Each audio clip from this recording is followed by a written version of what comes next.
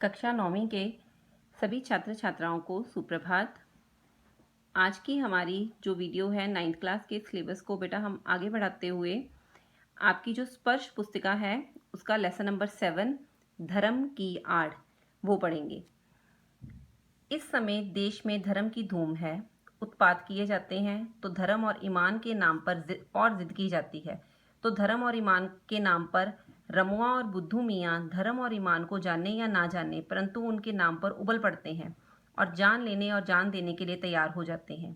देश के सभी शहरों का यही हाल है। उबल पड़ने वाले साधारण आदमी का इसमें केवल इतना ही दोष है कि वह कुछ भी नहीं समझता बूझता और दूसरे लोग उसे जिधर जोत देते हैं वो उधर ही लग जाता है। यथार्थ दोष है कुछ चलते पुर्जे पढ़े लिखे लोगों का जो मूर्ख लोगों की शक्तियों और उत्साह का दुरुपयोग इसलिए कर रहे हैं कि इस प्रकार जाहिलों के बल के आधार पर उनका नेतृत्व और बड़प्पन कायम रहे।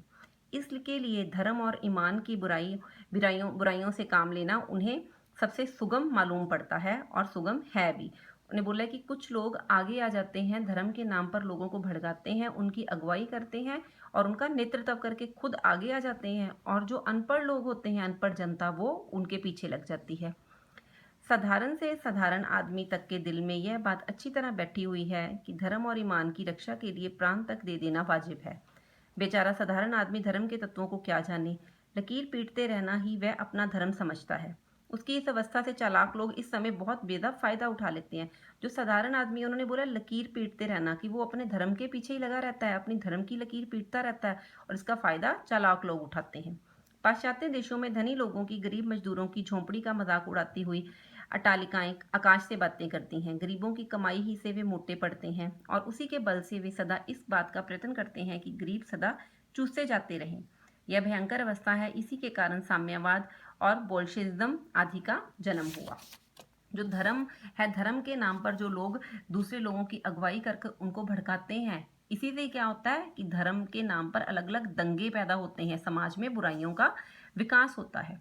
आगे उन्होंने बोला है हमारे देश में इस समय धनपतियों का इतना जोर नहीं है। यहाँ धर्म के नाम पर कुछ गिने चुने आदमी हीन स्वार्थों की सिद्धि के लिए करोड़ों आदमियों की शक्ति का दुरुपयोग कर रहे हैं। धर्म के नाम पर लोग दूसरों की शक्तियों का प्रयोग कर रहे हैं। गरीबों का धनाढ़ियों द्वारा चूसा जाना इतना बुरा नहीं है जितना बुरा यह है कि वहां है धन की मार, यहाँ है बुद्धि की मार, कि वहां पर धन अधिक है और यहाँ पर बुद्धि अधिक है।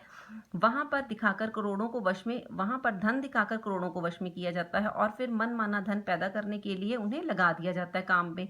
यहाँ है बुद्धि पर पर्दा डालकर पहले ईश्वर और आत्मा का स्थान अपने लिए लेना और फिर धर्म, ईमान, ईश्वर, आत्मा के नाम पर अपने स्वार्थ सिद्ध करने के लिए लोगों को लड़ाना भिड़ाना। जो नेतृत्व कर रहे होते हैं, चालाक लोग होते हैं, जिन्होंने जनता को अपने पीछे लगाया होता है, वो ईश्वर और आस्था के नाम पर उन्हें लूटते हैं, उनका नाजायज फायदा उठाते हैं। मूर्ख बेचारे धर्म की दुहाइयां देते दीन दीन चिल्लाते हैं, अपने प्राणों की बाजियां खेलते और थोड़े से अनियंत्रित और धूर्त आदमियों का आसन ऊंचा करते हैं, उनका बल बढ़ाते हैं। धर्म और ईमान के नाम पर किए जाने वाले इस भीषण व्यापार को रोकने के लिए साहस, दृढ़ता के साथ उद्योग होना चाहिए। जब तक ऐसा नहीं होगा तब तक भारतवर्ष में नित्य प्रति बढ़ते जाने वाले झगड़े कम नहीं होंगे। कि जो धर्म के नाम पर लोगों को भड़काते हैं, उसके लिए साहस के साथ, हिम्मत के साथ कुछ लोगों को आगे आने की जरूरत है ताकि इस बुराई को जड़ से खत्म किया जा सके। धर्म की उपासना के मार्ग में कोई भी रुकावट ना हो। जिसका मन जिस प्रकार चाहे उसी को अपना ले। धर्म और ईमान मन का सौदा है, ईश्वर और आत्मा के बीच संबंध है, आत्मा को शुद्ध करने और ऊंचे उठाने का साधन है। वह किसी दशा में भी किसी दूसरे व्यक्ति की स्वाधीनता को छीनने या कुचलने का साधन ना बने। आपका मन चाहे उस तरह का धर्म आप माने और दूसरों का मन चाहे उस प्रकार का वो धर्म, जिसको जो धर्म अच्छा लगता है वो वही अपनाए। दो भिन्न धर्मों को मानने वालों से टकरा जाने के लिए कोई भी स्थान ना हो। यदि किसी धर्म को मानने वाले कहीं जबरदस्ती टांग अड़ाते हैं तो उनका इस प्रकार का कार्य देश की स्वाधीनता के विरुद्ध समझा जाए। देश की स्वाधीनता के लिए जो उद्योग किया जा रहा है उसका वह दिन निस्संदेह अत्यंत बुरा था जिस दिन स्वाधीनता के क्षेत्र में खिलाफत, मुल्ला मौलवियों और धर्माचार्यों को स्थान दिया जाना आवश्यक समझा गया। एक प्रकार से उस दिन हमें स्वाधीनता के क्षेत्र में एक कदम पीछे हटकर रखा था। अपने उसी पाप का फल आज हमें भोगना पड़ रहा है। देश की स्वाधीनता के संग्राम ही ने मौलाना अब्दुल बारी और शंकराचार्य को देश के सामने दूसरे रूप में पेश किया, उन्हें अधिक शक्तिशाली बना दिया और हमारे इस काम का फल यह हुआ कि इस समय हमारे हाथों से ही बढ़ाई इनकी और इनके से लोगों की शक्तियां हमारे जड़ उखाड़ने और देश की मजहबी पागलपन, प्रपंच और उत्पाद का राज्य स्थापित कर रही हैं। महात्मा गांधी धर्म को सर्वत्र स्थान देते हैं। वे एक पग भी धर्म के बिना नहीं चलने को तैयार नहीं, परंतु उनकी बात ले उड़ने के पहले प्रत्येक आदमी का कर्तव्य यह है कि वह भली भांति समझ ले महात्मा जी के धर्म का स्वरूप क्या है, वो कैसे धर्म को मानते हैं। धर्म से महात्मा जी का मतलब धर्म ऊंचे और उदार तत्वों का ही हुआ करता है। उनके मानने से किसे ऐतराज हो सकता है। अजा देने, शंख बजाने, नाक दाबने और नमाज पढ़ने का नाम धर्म नहीं है। शुद्धाचरण और सदाचार ही धर्म के लिए स्पष्ट चिन्ह है। 2 घंटे तक बैठकर पूजा कीजिए और 5 वक्ता नमाज भी अदा कीजिए, परंतु ईश्वर को इस प्रकार रिश्वत देके चुकाने के पश्चात यदि आप अपने को दिन भर बेईमानी करने और दूसरों को तकलीफ पहुंचाने के लिए आज़ाद समझते हैं तो इस धर्म को आप अब आगे आने वाला समय कदापि नहीं टिकने देगा। अब तो आपका पूजा पाठ ना देखा जाएगा और आपकी भल मन साहत की कसौटी केवल आपका आचरण होगी कि आप आचरण से कैसे हैं। सबके कल्याण की दृष्टि से आपको अपने आचरण को सुधारना पड़ेगा, और यदि आप अपने आचरण को नहीं सुधारेंगे तो नमाज और रोजे, पूजा, गायत्री मंत्र आपको देश के अन्य लोगों की आज़ादी को रौंदने और देश भर में उत्पात का कीचड़ उछालने के लिए आज़ाद ना छोड़ सकेंगी।